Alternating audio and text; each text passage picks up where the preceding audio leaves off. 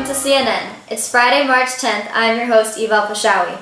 In this report, we will be discussing the United States Social Security program. Today, we will look at what life was like before Social Security, the events leading to its creation, and the issues it faces. Economic security is a universal human problem, encompassing the ways in which a person provides for some assurance of income when they are either too old or too disabled to work. Every one of us will grow old, and as Americans today, we are fortunate enough to be able to retire to leisure and apply for Social Security benefits. Joining me today, 93-year-old Martha Lewin will be talking about her experience with retirement. In addition, Congresswoman Susan Davis will be visiting us, and she will speak about the current issues we are facing with Social Security and a few ways that these problems can be solved. Thank you. The problem of economic security in old age was not as pressing in pre-industrial America because life expectancy was so short. But with the start of public sanitation and healthcare, Americans began to live into old age. Before Social Security was created, the majority of non-working elderly lived in some form of economic dependency. Martha Lewin, what do you recall from your childhood? Well, I remember I shared a room with my grandmother when I was about 10 years old. My grandfather had a grocery store. I think he worked until he died. During this time, there was a push to force people to retire at 65 in order to open up space for the unemployed. This gained steam as unemployment skyrocketed during the Great Depression. The Depression was the triggering event that persuaded Americans to adopt a social insurance system. Franklin Delano Roosevelt signed the Social Security Act in 1935 as part of the New Deal.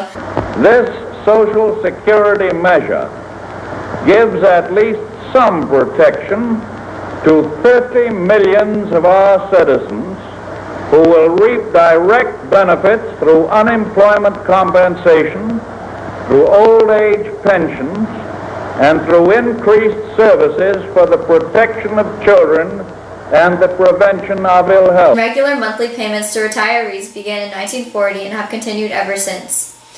As American work and life patterns have changed, so too Social Security has been adapted to meet current expectations. Martha, how was your experience with retirement? Oh, very good. I never thought about retirement when I was your age, and I wished I had saved more. I enjoy the free days and doing what I please. I've been doing all the things that I didn't have time to do. I hope that you will be able to have the same benefits I have. I hope so too. Thank you for sharing with us. And that leads us right into our next portion. Joining me today is Susan Davis. Susan represents California's 53rd Congressional District in the U.S. House of Representatives. Susan is committed to safeguarding Social Security and ensuring its continued solvency for current beneficiaries and future recipients. Hi, Eva. Thank you so much for having me here today. Thanks for being here. So, Susan, tell us about Social Security. Social Security is very important today. The nation's poverty crisis would be a lot worse if it weren't for safety net programs. If it didn't exist, 25 million more Americans would be in poverty. Okay, so Social Security provides great benefits. What are the issues with it today? Basically, because people are living longer and fewer workers are around to support them, the money coming in through the payroll tax is no longer enough to pay full benefits. Since 2010, the SSA has been using the interest on its securities to cover the shortfall. Without a fix, the fund will run dry in 2033. Why isn't anything being done? I want to retire. Well, I guess the immediate pressure to act is not there. I hope we won't wait until 2032 for something to happen. So, when Congress does decide to fix the program, how will they do it? The deal will be a blend of revenue hikes and benefit cuts, but the changes will be gradual. Nobody is talking about reducing benefits to current retirees.